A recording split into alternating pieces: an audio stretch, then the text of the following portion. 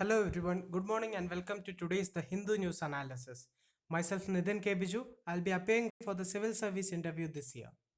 Coming to today's news analysis, we'll be discussing about 6 important news from the Hindu newspaper today. Here the topic as well as the GS syllabus, GS main syllabus under which the relevant news article comes is mentioned in the contents page. Before moving to the articles, I want you to pause for a second and try to attempt the question by yourself. The question is about Shanghai Cooperation Organization, which is a international organization. So usually questions come mostly from international organizations and all. So you should be knowing the constituent countries which belong to each international organization. Now, coming to the first page, Prime Minister announces 20 lakh crore economic stimulus package. So this article we will be discussing in detail today. Then coming to the second news, Arogya Setu app mandatory for returning NRIs and migrants. This includes both international travelers as well as interstate travelers. This is because the India's case load jumps to 3604 in a single day and the total death toll touches around 2293 and the recovery rate is around 31% as of now. Now coming to the another important news article, India caught in a US-China spat over Taiwan status at WHO. And this article also will be discussing in detail in the coming slides. Coming to the first article, Prime Minister announces 20 lakh crore economic stimulus package. India will also focus on self-reliance, lockdown to continue with significant changes. So these are the main things which have been told by the press conference of the Prime Minister yesterday.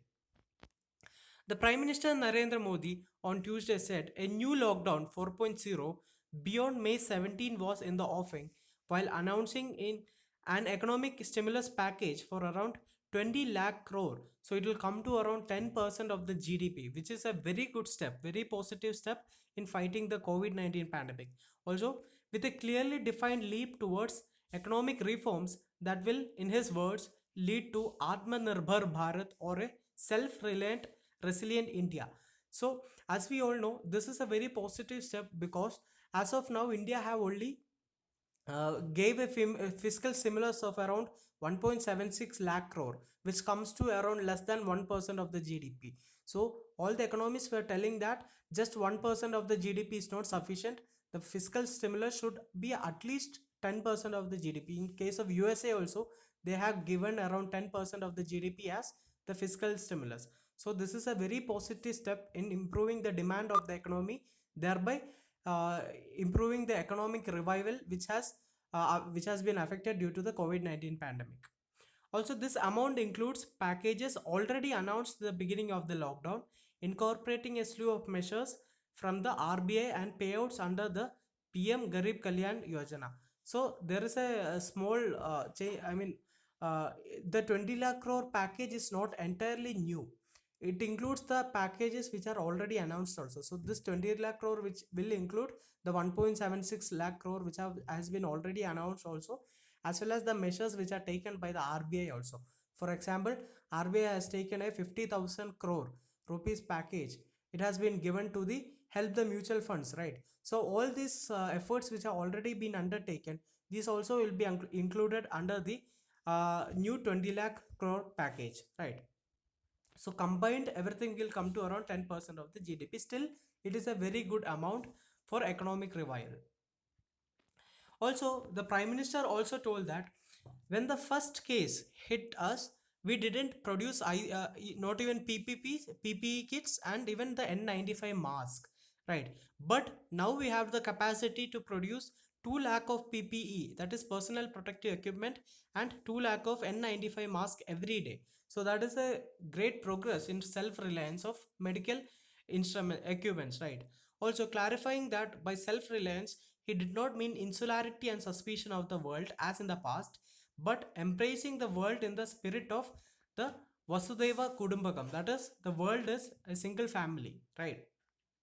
He also said that the new edifice of this self-reliant India would be based on 5 pillars of the economy. There are 5 pillars of the economy: infrastructure, demography, technologically driven systems, and to strengthen the demand and supply chains, with the supply chains being based on local sourcing. So the importance is more towards local products rather than global products, right? So here we can see that a shift can be seen away from globalization towards localization. So here it is a good step that the announced package is not just a fiscal stimulus, but it also includes economic reforms, which is much wider than the fiscal reforms, right? The Prime Minister also said that the economic package would not be based on incremental changes, but a quantum leap in the bold reforms with regard to land, labor, law, and liquidity. So it is a very bold step, not incremental changes, just small, not related to small changes, but bold quantum steps, right? There is no talk only of a fiscal stimulus, but of a reform stimulus and a mindset overhaul.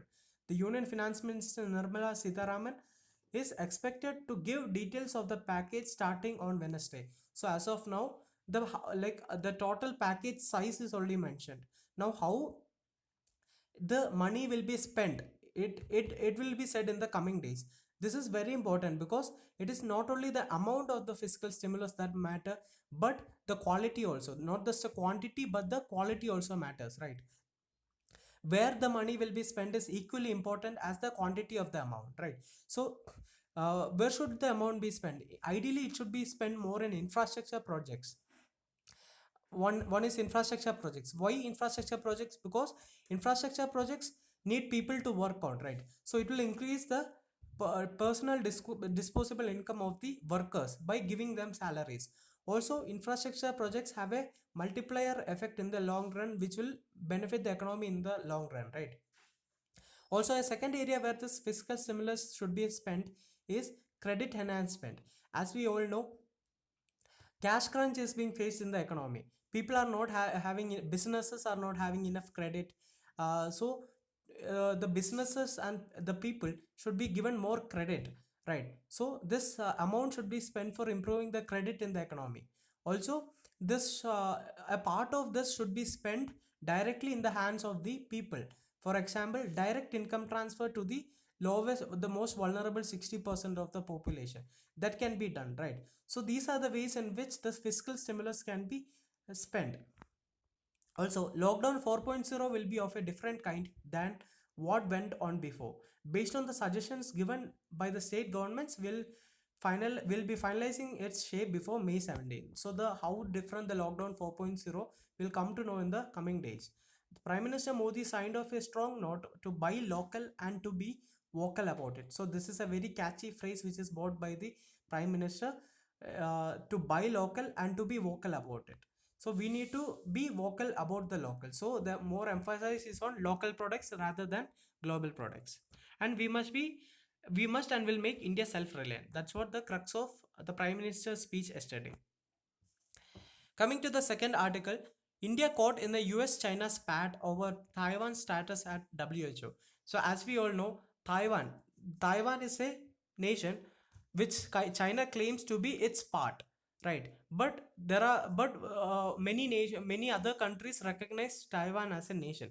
But China has said that any country which recognizes Taiwan as an independent nation will face sanctions from China. Right. So China has this one China policy which includes Taiwan under itself, right? So now what happened? The US is trying to make re-elect Taiwan as a member of the WHO, right? WHO Council. So that is what the news is about. As tensions between the US and China rise, India is also, we all know that India is set to take over the as the next chairperson of the World Health Organization's decision making executive body. So what, which is this body? It is the World Health Assembly. So India is going to take the world chairmanship of the World Health Assembly from the Japanese, right? So here the issue is whether to India is faced in a dilemma.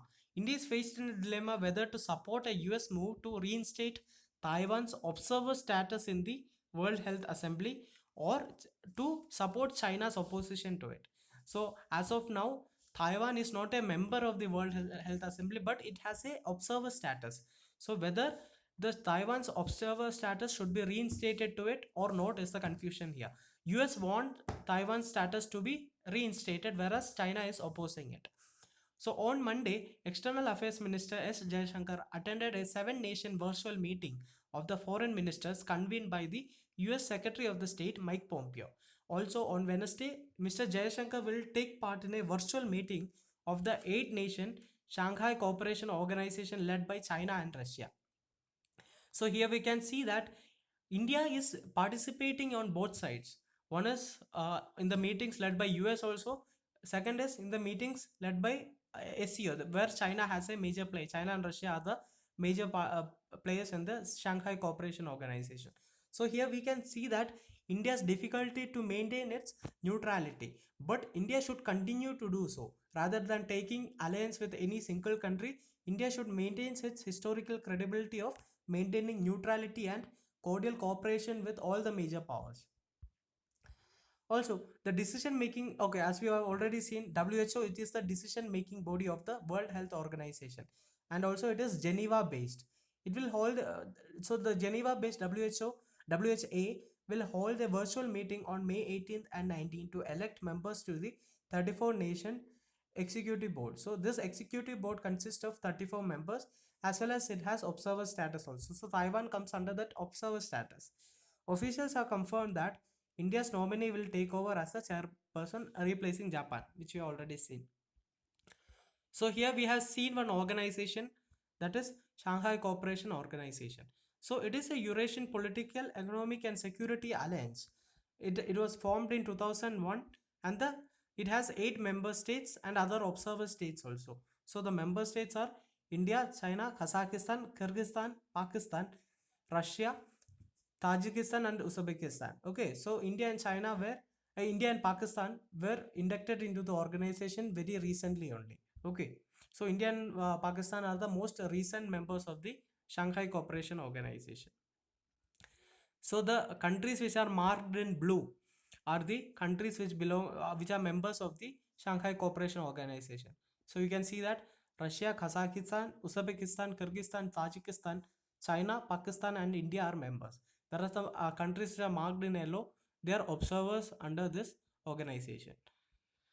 Now, coming to World Health Assembly, Health Assembly is a forum through which the World Health Organization is governed by its 194 member states. So they have that executive council and all, where around 35 people will be elected, and nations will be elected, right?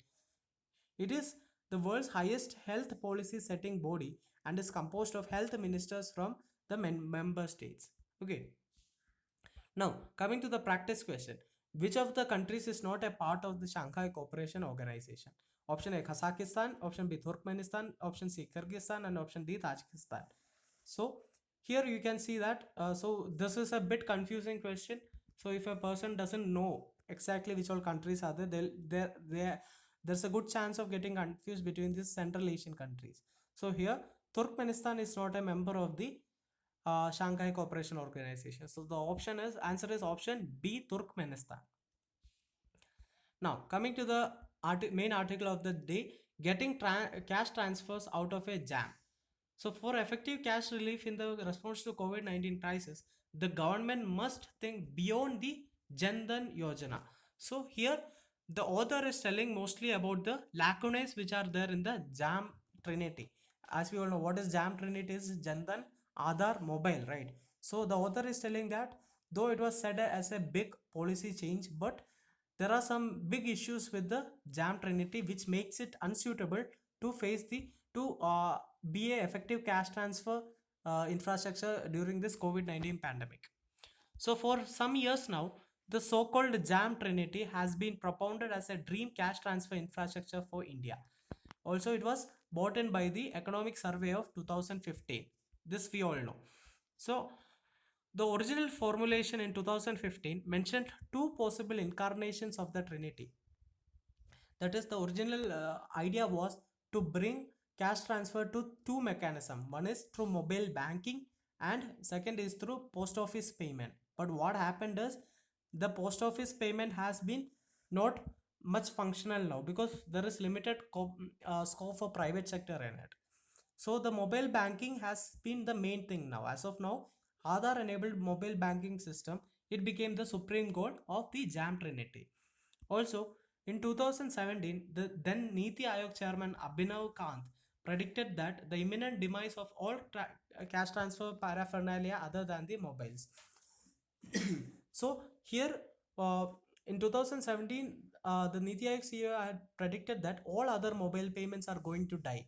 For example, whatever it is, like debit cards, credit cards, ATM machines, POS machines, everything is going to stop because of this Jam Trinity, because of this Aadhaar enabled cash payments, because the transaction can happen within 30 seconds within just by the use of a thumb, right? So this was the prediction, but this prediction was not that much right. Even after the idea of the universal basic income was said again by the economic survey, so then also this jam trinity, the importance of jam trinity has increased, because UBI, through UBI cash will be transferred directly to the every citizen in the country, right? So this transfer will be done to again Jandan, Aadhaar or mobile, Jam Trinity.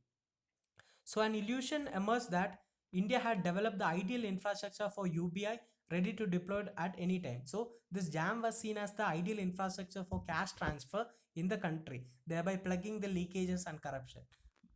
But it took the novel coronavirus crisis for the bubble to burst. In the early days of the crisis, jam was often invoked as a possible tool of emergency relief.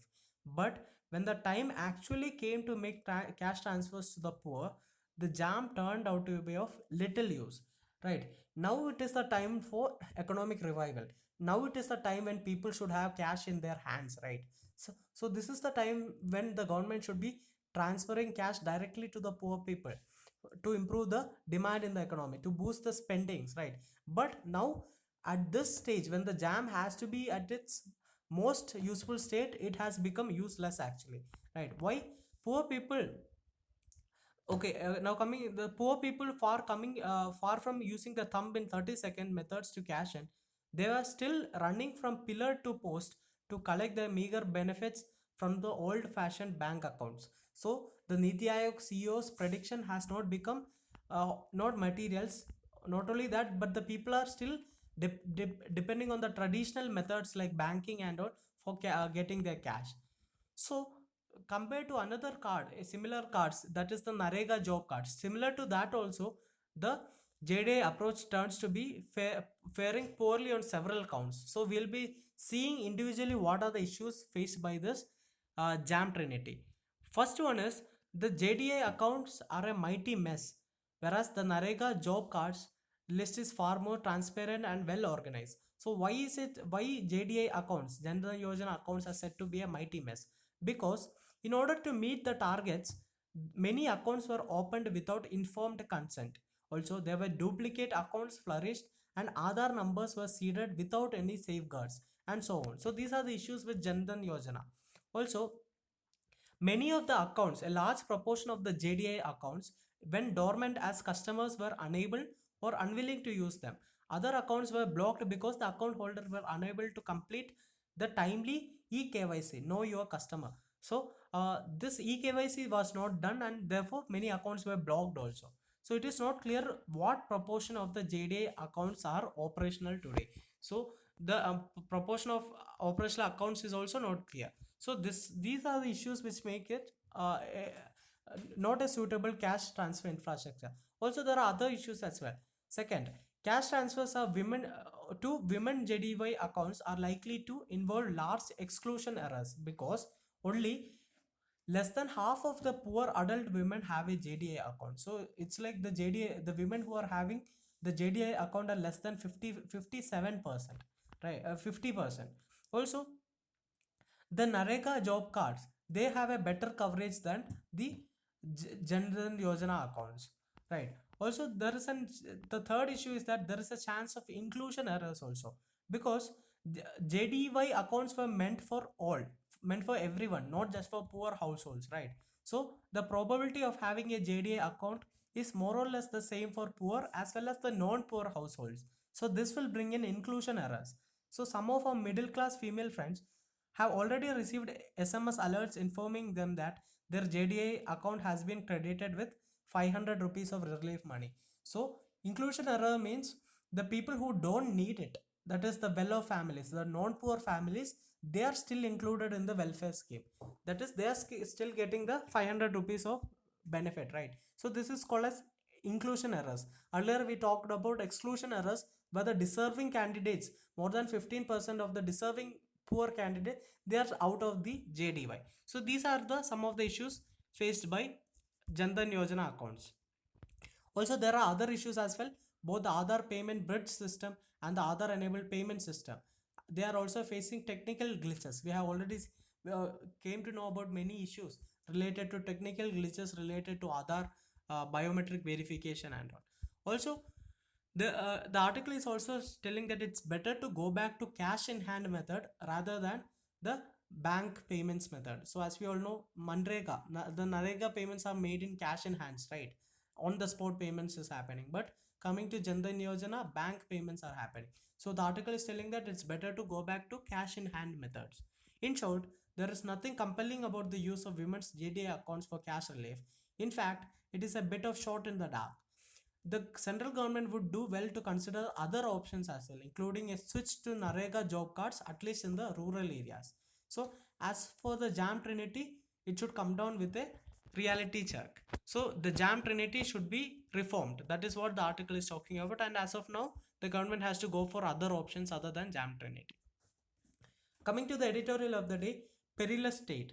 The center needs to help the states financially so that they can fight the virus better. So, in the coming two articles, we will be seeing issues faced by the states with respect to the financial crunch due to the COVID-19 pandemic. State finances are in a shambles. Every state, without exception, through though degree may vary, the COVID-induced lockdown has dealt state finances a triple whammy. So, here they are telling that the state finances are in a bad situation. Their own revenue sources, mainly from liquor sales, stamp duty from property taxes, and sales tax on petroleum products, that account for half of their total revenues, have collapsed. So here there is one very important keyword, that is on revenue sources. So now I'll just briefly discuss about the sources of revenue of the states. The sources of this revenue of the states can be mainly divided into two. One is tax revenue and the second one is non-tax revenue. Coming to tax revenue can be again classified into two. One is on tax revenue, that is OTR, on tax revenue, and the second one is the share from the sender's GST, that is also part of tax revenue, right? So the tax revenue of the states can be divided into two. One is the sender's GST share and the on tax revenue. So here in this editorial, they are talking about the on tax revenue.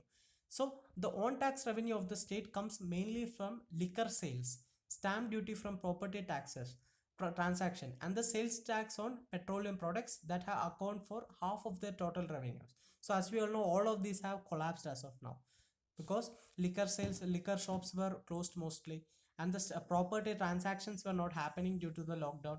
And coming to petroleum products, the petroleum price has fallen down, right? So the revenue from petroleum also is less to the states. So these are the reasons why the on tax revenue of the states have reduced, and as well as their expenditures such as interest payments, social sector schemes, and staff salaries remain unchanged. Worse, they are now called upon to spend more on beefing up their health infrastructure on COVID-19 measure. So here we can see that the expenditures are increasing whereas the revenues are reducing. So it is not surprising that all of them, including the gold standard ones means the economically better states such as the Maharashtra, Tamil Nadu, and Karnataka, they are now pleading to fund support from the center and relaxations in borrowing rules by the RBI. So the states are asking for more support from the center as well as improved borrowing rules. Also, the states, the same states, Tamil Nadu, Karnataka, and Maharashtra, they, in their desperation, commence liquor sales with outlets floating all the physical distancing norms. So this could seed fresh infections also. As we all know, the governments were forced to open it because the liquor sales form a major part of their on tax revenue. The center is itself not in a happy place financially, but it at least has the means to replenish finances through conventional and unconventional means. That is, the center has freedom to improve its revenue. For example, they can ask the RBI to print currency also. They can take borrowing as per its wish also. But the state governments cannot do that. The state governments can't ask the RBI to print money. The state governments also have their borrowing limits, right? There is a 3% limit on fiscal deficit. Also they have to take permission of the government in central government for foreign borrowings and all. So these are the issues faced by the state governments. Also coming to central government, the central government has already increased the price on petrol by around rupees 13 a liter, and coming to diesel around 16 a liter. So in this manner the central government is able to get more revenues for itself, but the state governments are not able to. It recently announced an increase in its borrowing by half for this fiscal. So central government has increased its borrowing limit also, so that center can borrow more, but the states is not able to. The burden is on the center to find the resources to immediately release the dues of the states, and also to reimburse them for the COVID-19 related expenses. It should seriously consider relaxing the fiscal deficit levels of the state from the current 3% to at least 4.5%, just as it should relax its own level too. The state should be at least able to borrow more, right? So the center should also give the states the freedom to restart economic activity based on their own assessment. So here the article editorial is telling that there should be more decentralization, not centralization. This COVID-19 pandemic has brought in more centralization, but there should be more power to the states to do things in their own decisions, right? So that is what the editorial is talking about. So this the another article, reform cooperative federalism. This is also related to the same issue which we have talked earlier, related to the finances of the state, and focusing more on the political aspect, that is federalism. Many exigencies have tested the foundations of our federal democracy, but none as harshly as this pandemic. And when India's success in defeating the COVID-19 actively rests upon its center state collaboration, it is indeed its commitment to federalism that is the most strain under, right? So here federalism is being tested due to the COVID-19 pandemic. We'll see how it is. So coming to a bit historical background, federalism, as Casey Weir defines it, it signifies the independence of the union and the state governments of a country. So that is what the strict definition of federalism is. uh, Federalism is okay. Anyway, but coming to India's situation, just a minute. Okay, coming to India's situation, the Constituent Assembly have adopted a pick and choose policy, and to formulate a system suited uniquely to Republic's need. As a result, India's Constituent Assembly became the first ever constituent body in the world to embrace what is called as cooperative federalism, right? So what is the difference between cooperative federalism and normal federalism? It is similar to the difference between USA and India. So in cooperative federalism, it is defined as the administrative cooperation between the center and the states, and a partial dependence on the state upon payments from the center. We have all know that in India, though it is a federalism, but it is having a strong centralizing tendency, right? Whereas coming to USA, the federalism in US federalism, the states are more independent with respect to the union. So this is the difference between cooperative federalism and strict federalism, right? Also, now what happened in this cooperation as of now? Due to this COVID-19 pandemic, some fissures have happened between the center state cooperation. So some areas of issues are the zone classification into red and orange had evoked sharp criticism from several states. The states have demanded that more autonomy in making such classifications should be given to the states.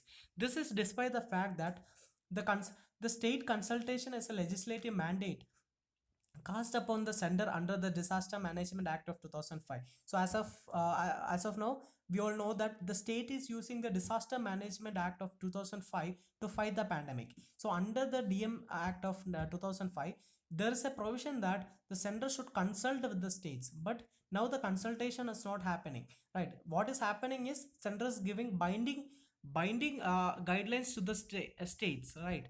Also, there is under this act there is a need of a national plan, but as of now there is no national plan, but the national plan has not been formulated, and the center has chosen instead to respond to COVID-19 through ad hoc binding guidelines. So these are the issues, right? Also, there is a lack of fund in the hands of the state. We have already discussed in the editorial before. The central has also declared that corporations donating to PM cares, they can avail CSR exemptions, but donating not those people, those corporations who are donating to the chief minister's relief fund cannot avail this exemptions under CSR. So here, what will this situation this will create a situation where this directly disincentivizes donations to any chief minister's relief fund and diverts the crores in potential state revenues to the PM cares and makes the state largely dependent on the center. So this is an issue, that is there is no CSR exemption for the state's chief minister's relief fund, right? So here also we can see that more centralizing tendency is happening.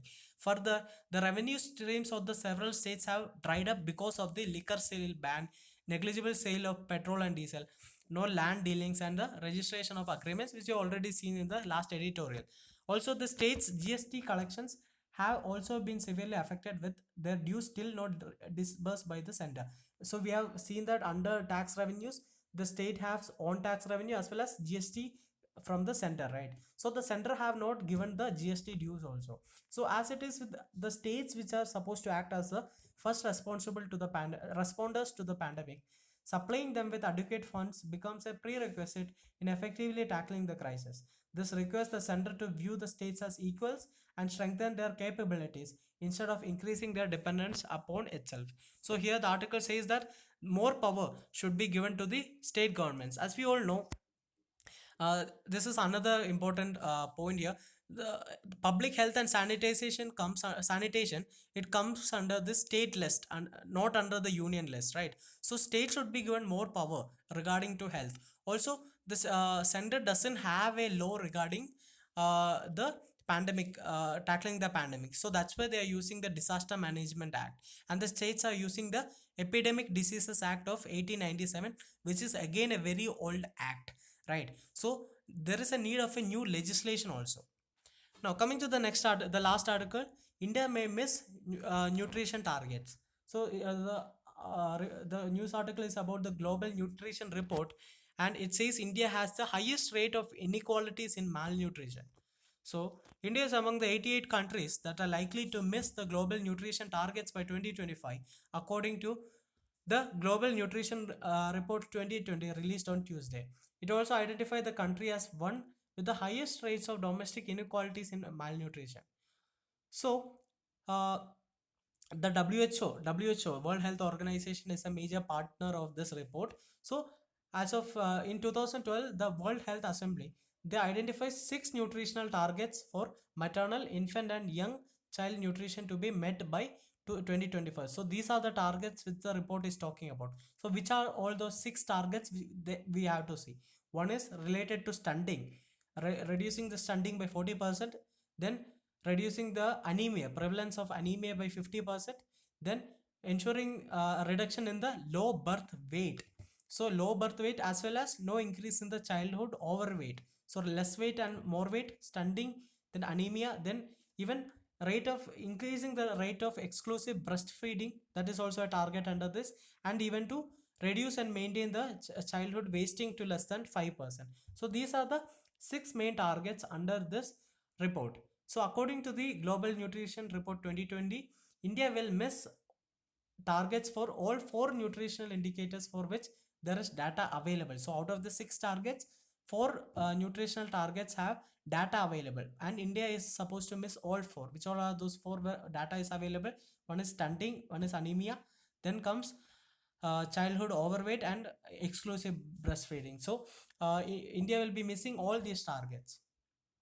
Now coming to some statistics, there are some statistics related to all these issues, that is stunting, wasting, anemia, and all. So these you can note down these statistics so that you can quote in and mains answers, especially related to GS2. You can quote in essay also. So GS2 answers related to health and all, you can quote this as well as in the essay. So underweight rates have decreased from 66% to 58%. So these targets, you can make a note of it. They have mentioned the targets for, I mean, not the targets, the statistics of stunting also, the stunting, wasting. Also coming to anemia, 1 in 2 women of reproductive age is anemic. That is around 50% of the women in the reproductive age is anemic. Also obesity, overweight and obesity, it has also increased. So the statistics are mentioned here. 21.6% of women and 17.8% for men. So that is what this article is all about. India is missing the targets in the global nutrition report. So that is all for today's news articles. I hope you like the video. If you like the video, please press the like button, subscribe to the channel, as well as share the video with your friends. Have a great day. Thank you.